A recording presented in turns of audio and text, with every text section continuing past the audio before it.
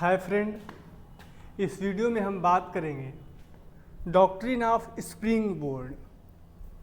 तो चलिए दोस्तों हम स्टार्ट करते हैं। यह जो स्प्रिंग बोर्ड का सिद्धांत है उसको विदेशी अदालतों द्वारा प्रतिपादित किया गया। कहाँ की अदालतों द्वारा? विदेशी अदालतों द्वारा। और बाद में भारतीय न्यायपालिका द्वारा इसका पालन किया गया। अब बात करते हैं यह डॉक्ट्रिन ऑफ स्प्रिंग बोर्ड है क्या। यह आपके IPR से जुड़ा हुआ है और आइए हम इसके अर्थ को समझते हैं कि यदि कोई व्यक्ति नियोक्ता से प्रत्यक्ष या अप्रत्यक्ष रूप से प्राप्त गोपनीय जानकारी का, जैसे कोई नियोक्ता है, जैसे कोई कंपनी का फाउंडर है, मालिक है, या किसी भी या फिर कोई इन्वेंशन किया है, मतलब किसी चीज़ को का उसने निर्माण किया है, वह क्या हुआ? नियोक्ता हुआ।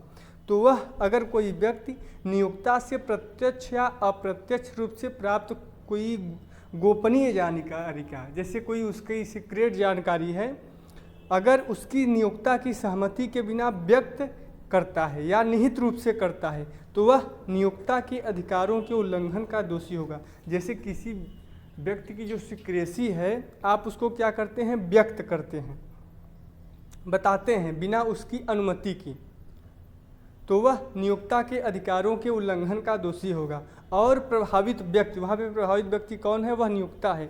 मुआवजे, निषेधाज्ञा और गलत काम करने वालों को सजा का दावा कर सकता है। सिद्धांत वास्तविक उल्लंघन से पहले भी अपने अधिकारों की रक्षा के लिए नियोक्ता को एक अतिरिक्त लाभ प्रदान करता है।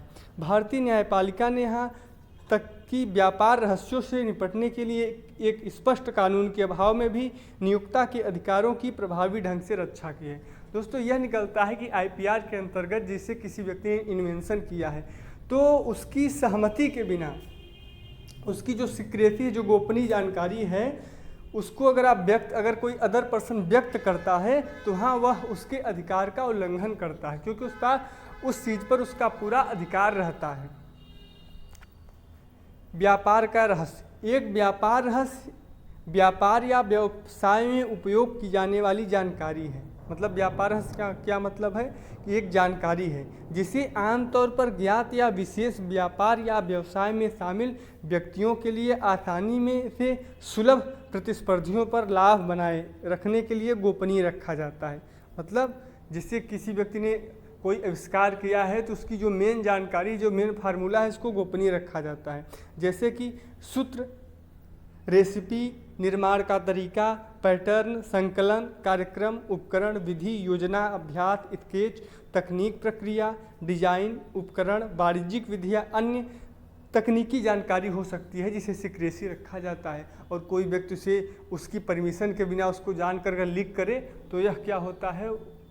वह गलत कार्य करता है और नियोक्ता को वहाँ पे क्षति होती है और नियोक्ता वहाँ पे उसके खिलाफ कोई कार्यवाही करवा सकता है विधि के द्वारा।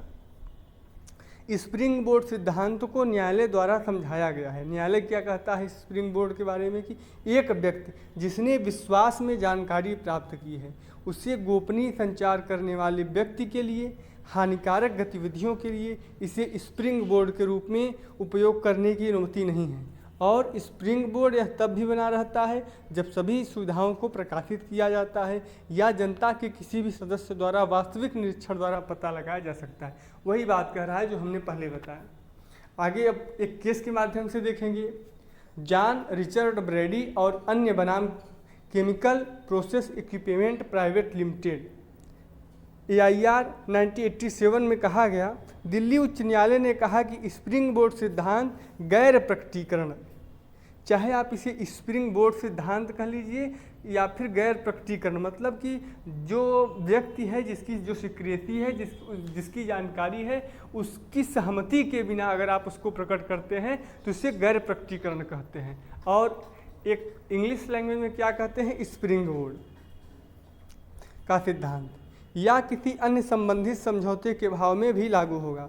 अदालत ने कहा कि व्यापार रहस्यों का कानून अनुबंधों के अधीन नहीं है और गोपनीय जानकारी का उल्लंघन समानता के सिद्धांत पर निर्भर करता है। जो कोई विश्वास में जानकारी प्राप्त करता है वह उसका अनुचित लाभ नहीं उठाएगा। अब आगे बढ़ते हैं दोस्तों। इस सामान्य कानून सिद्धांत के पीछे का सिद्धांत यह है, यह जो सामान्य प्रिंसिपल है स्प्रिंग बोर्ड। इसके पीछे का सिद्धांत यह है कि जब कोई पूर्व कर्मचारी किसी पूर्व नियोक्ता के व्यापार रहस्यों के ज्ञान के साथ एक प्रतियोगी से जुड़ता है तो वह अनिवार्य रूप से नई नौकरी की प्रकृति के कारण नए नियोक्ता को उसका खुलासा करेगा और इसलिए पूर्व नियोक्ता को व्यापार रहस्यों के वास्तविक या यहाँ तक कि धमकी भरे उपयोग की प्रतीक्षा करने की आवश्यकता नहीं है और वह इसे रोकने के लिए कानूनी निवारण की मांग कर सकता है। जैसे कोई व्यक्ति यह बता रहा है कि जैसे एक जो काम करने वाला व्यक्ति है वह पहले किसी अन्य व्यक्ति के यहाँ काम करता था तो वह उससे जुड़ा हुआ था तो वह उसकी सीक्रेसी को जानता था। अब वह किसी अन्य व्यक्ति के यहाँ काम करने गया तो इसकी जो सीक्रेसी है अगर वह उसको बताएगा तो यहाँ पे इसकी सीक्रेसी का उल्लंघन होगा। तो अगर ये ऐसा व्यक्ति करना चाहता है तो वहाँ पे उसका जो पूर्व नियोक्ता था वह ऐसा करने से उसे विधि द्वारा निवारित कर सकता है और कानूनी निवारण की मांग कर सकता है। अगला केस देखेंगे दोस्तों, Bombay dyeing and manufacturing company limited बनाम मेहर करण सिंह। यह 2010 का केस है। इसमें बॉम्बे हाई कोर्ट ने कहा कि इस तरह के सामान्य कानून सिद्धांत यहाँ तक कि उन सूचनाओं पर भी लागू होंगे जिन्हें प्रकाशित किया गया है या जनता द्वारा पता लगाया गया है, उन पर भी यह डॉक्ट्रिन लागू होगा। इस तरह की जानकारी का इस्तेमाल उस व्यक्ति के पूर्वाग्रह के लिए नहीं किया जा सकता जिसने इसे उस व्यक्ति की सहमति के बिना दिया था।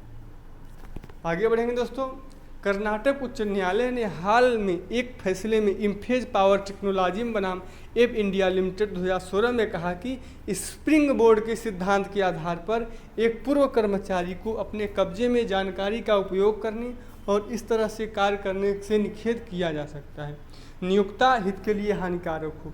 एक कंपनी जो अनुसंधान और विकास में अपना समय, पैसा और जनशक्ति का निवेश करती है उल्लंघन और पारित होने के खिलाफ सुरक्षा की हकदार है। जैसे किसी कंपनी का या किसी नियोक्ता का जो वह जानकारी है, जो उसका इन्वेंशन है या फिर कोई चीज़ है, अगर उसकी जो सीक्रेसी है आप उसको भंग नहीं कर सकते। अगर आप उसकी जानकारी कहीं से लीक कर लें फिर इसे पब्लिश करें तो ऐसे आपकी पब्लिसिटी को वह रोक सकता है। अगर वह ऐसा आप कुछ कर सकते हैं तो आपके खिलाफ दावा कर सकता है। थैंक यू दोस्तों।